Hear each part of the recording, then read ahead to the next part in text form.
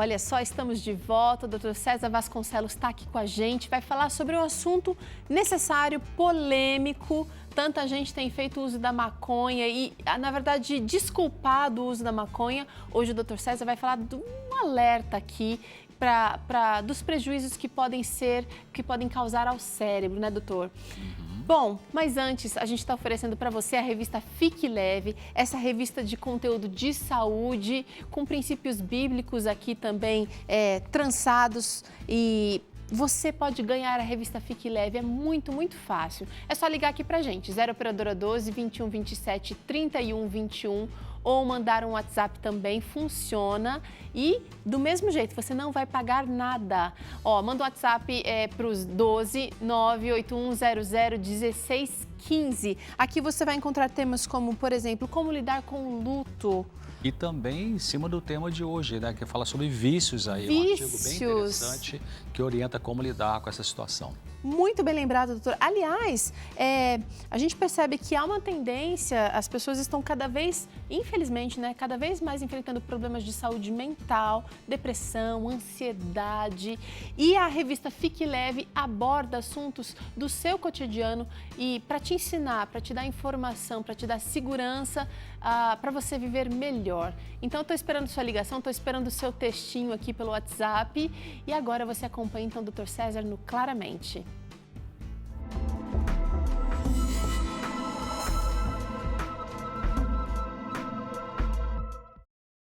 Olá! Será que a maconha prejudica mesmo o cérebro dos jovens?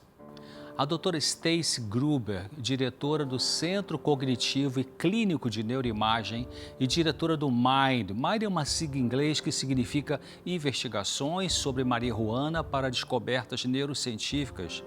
Esse MIND pertence ao Hospital McLean, da rede de hospitais da Universidade Harvard. Então, ela, como professora associada à psiquiatria dessa universidade norte-americana, tem estudado nas últimas 2 décadas sobre os efeitos do uso recreacional da maconha, particularmente sobre seu impacto no desenvolvimento cognitivo, estrutura e função cerebral.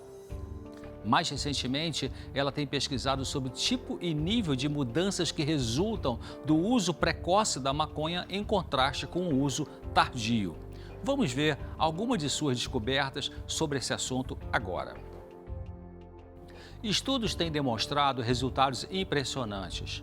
Usuários crônicos e de grande quantidade de maconha com início precoce é abaixo dos 16 anos de idade, apresentam mudanças significativas na estrutura e função do cérebro, comparado com os que começaram o uso mais tarde.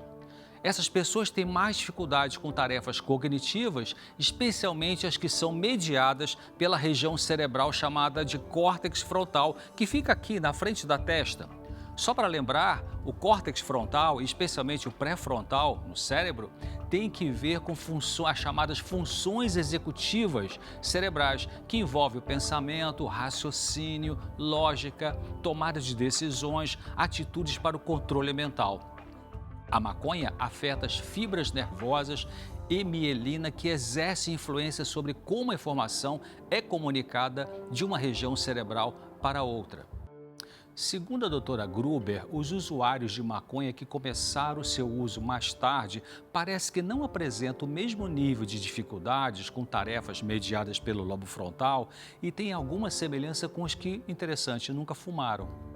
Estão sendo coletadas informações sobre a qualidade da droga usada, mas os achados até agora realmente revelam que um uso frequente, pesado e começo precoce da marihuana estão relacionados com prejuízo do desempenho da execução de tarefas e medidas da saúde do cérebro. O que dizer da saúde mental das pessoas que começaram a usar regularmente maconha cedo, mas pararam? Uma pergunta que os cientistas fazem neste contexto é se o cérebro se recupera ao mesmo nível de funcionamento anterior ao fumar maconha, será? Já que os estudos mostram que os que começam a usar cedo essa droga têm uma menor organização da matéria branca cerebral. Aí surge uma pergunta: será que os consumidores de maconha, que apresentam menor integridade da matéria branca cerebral, são mais prováveis de começar a fumar precocemente maconha? Ou será que o fato de começar a usar essa droga cedo na vida é que produz alteração nessa região do cérebro? O que vem primeiro, o ovo ou a galinha? Jovens geralmente e quase sempre têm uma baixa compreensão e percepção do risco de lesão relacionada com o uso da maconha. Isso pode contribuir para discussões sobre se esta droga realmente produz danos à saúde e sobre possíveis benefícios do seu uso medicinal. Portanto, uma frase comum usada pela juventude pode ser: como é que a maconha pode ser maléfica? A mãe do meu melhor amigo usa como remédio? Então isso pode gerar confusão na cabeça do jovem. Em 2015, pela primeira vez, o estudo norte-americano com o título Monitorando o Futuro relatou que estudantes da última série do ensino médio, chamado High School Seniors, nos Estados Unidos, fumam mais maconha do que cigarros convencionais. É muito importante, diz a doutora Gruber, informar aos jovens que durante a adolescência o cérebro ainda está em desenvolvimento e vulnerável para muitas influências, incluindo drogas.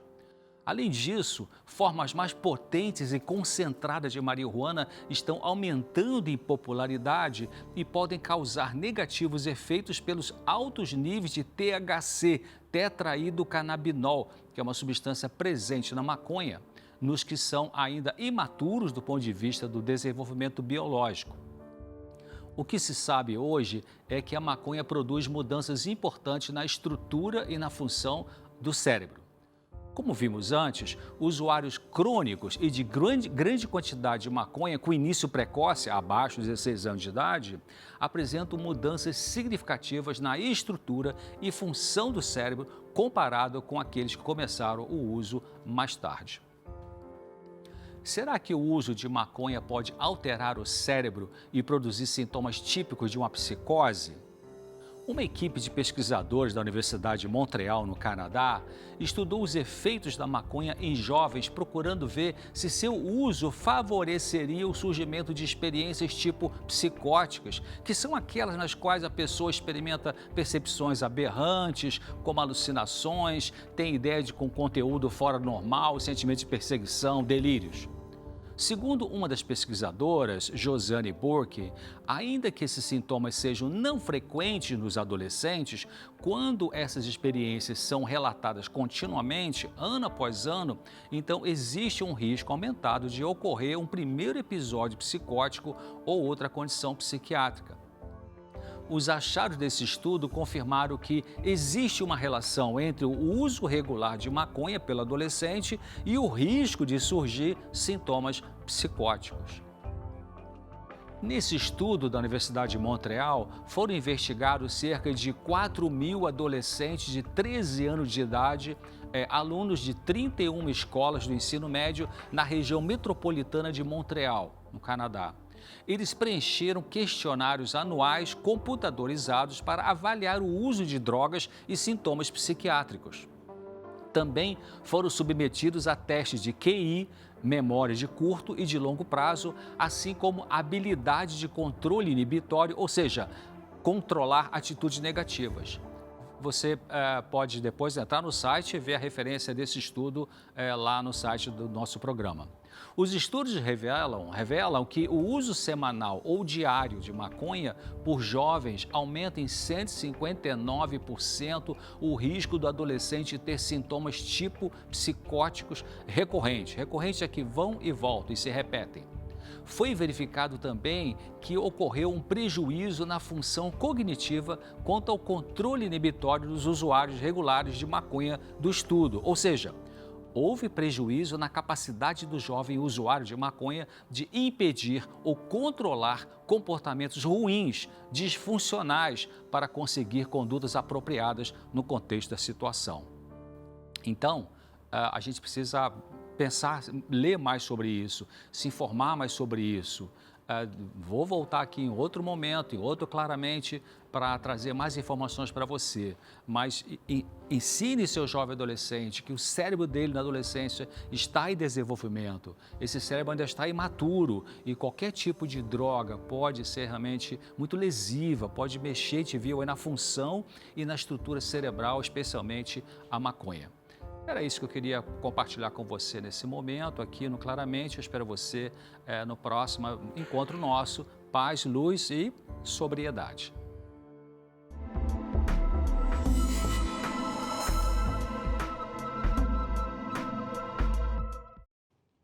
Muito obrigada, Dr. César. Olha só, tá chegando a hora da gente fazer aqui a nossa sobremesa, creme de chocolate sem açúcar, que delícia! E quem ensina pra gente é o chefe Ricardo Fioravanti, mas é logo depois do intervalo. Aproveita para beber uma água e volta animado para aprender a fazer essa receita.